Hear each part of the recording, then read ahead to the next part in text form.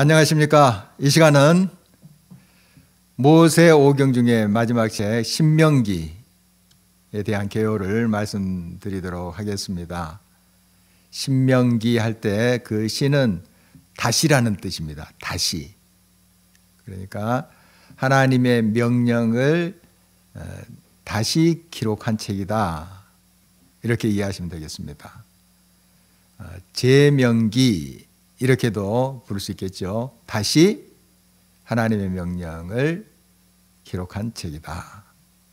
이렇게 볼 수 있습니다.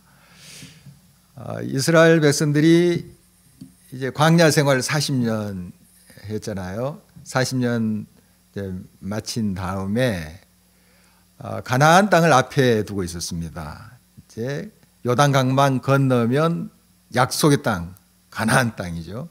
그런데 이제 건너기 전에 그 동쪽에 있는 땅이 모압 땅입니다. 이 모압 땅에서 이제 모세가 죽죠. 그리고 이제 여호수아가 바톤을 이어서 이스라엘 백성을 인도하게 되는데 바로 죽기 전에 모세가 백성들에게 설교했던 내용이 이 신명기예요. 그러니까 그동안 어떻게 우리가 애굽에서 나왔고 하나님이 이 광야 생활할 때 어떻게 우리를 이끄셨는가 이런 것에 대한 회고도 있고요. 또 앞으로 건너가서 가나안 땅에 살게 될 텐데 그곳에서 어떻게 하나님을 섬기면서 하나님의 백성으로서 살 것인가 하는 것을 설교한 내용도 포함이 되어 있습니다. 한 3편의 설교가 이어지고 마지막으로 이제 유언 같은 그런 당부의 말 그리고 여호수아가 이제 자기의 뒤를 이어서 백성들이 이끌 것이다 하는 것을 이야기하는 내용으로 이 신명기가 구성이 되어 있습니다. 그러니까 신명기는 어떤 민수기처럼 역사의 기록이 아니라 설교의 내용이다. 그러니까 모압 평지에서 모세가 죽기 전에 하나님의 말씀을 다시 백성들에게 훈계하고 기억하도록 하기 위한 그런 책이다. 이렇게 볼 수가 있습니다. 주로 출애굽기 또 민수기, 레위기 이런 내용에 연결지어져서 이 말씀이 주어지고 있는 것을 보게 됩니다. 그래서 출애굽 1세대는 이제 이 광야에서 다 죽었죠. 그러니까 출애굽에서 한 1년 지난 다음에 시내살에서 가나안 땅으로 향하게 되잖아요. 지난번에 설명드렸다시피 그때 이제 20세 이상의 장령들은 이제 군인으로서 싸움에 임했죠.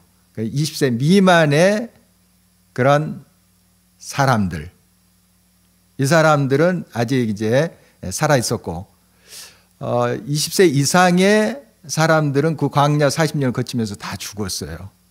뭐 하나님의 징계를 받기도 하고 해서 다 죽었죠. 그래서 그 사람들, 죽은 사람들 출애굽 1세대라고 하는데 1세대들은 다 죽었습니다. 이제 남은 사람만 여호수아와 갈렙만 있었죠. 모세도 죽었어요. 모세 지금 죽기 전에 이제 설교를 하고 있는 것인데 출애굽 1세대는 죽고 출애굽 2세대 그러니까 광야에서 태어났거나 이제 출애굽할 때 20세 미만 그 젊은 사람들이 이제 출애굽 2세대라고 보여지는데요. 2세대들에게 이제 당부하는 설교하는 그런 내용이 바로 신명기라고 볼 수가 있겠습니다. 바로 이 신명기 28장에 말씀한 것처럼 그 신명기를 요약하면 이거예요. 하나님의 말씀대로 행하면 복 받는다. 잘 된다, 형통한다. 물론 그 말씀을 지키는 그 길이 험하고 어려울지라도 이 좁은 길, 이 말씀의 길을 갈 때 잘 될 것이다. 그러나 이 말씀의 길을 벗어났을 때, 그리고 가나안 땅의 그 좋은 것들로 인해서 거기에 유혹에 넘어가서 하나님의 길을 벗어나 우상의 길로 갔을 때 너희들 저주를 받는다. 이렇게 요약할 수 있겠어요. 말씀의 길을 갈 때, 비록 어렵고 힘든 그 길을 할지라도 그 길을 갈 때 생명과 복과 은혜가 있지만, 편하게 보이는 넓은 길로 보이는 그러한 세속적인 그런 가치관의 길을 갈 때는 결국 망한다 하는 것으로 요약할 수가 있겠습니다. 흔히 구약은 율법이고 신약은 은혜라고 이야기합니다만, 사실 구약 신약 이 모든 걸 통틀어서 보면 하나님의 은혜예요. 먼저 하나님께서 은혜로 주어지시고 그 하나님의 놀라운 그 사랑 때문에 그에 응답해 가는 그런 과정이 우리 신앙의 여정이라고 볼 수 있습니다. 신명기 주제도 은혜라고 볼 수가 있어요.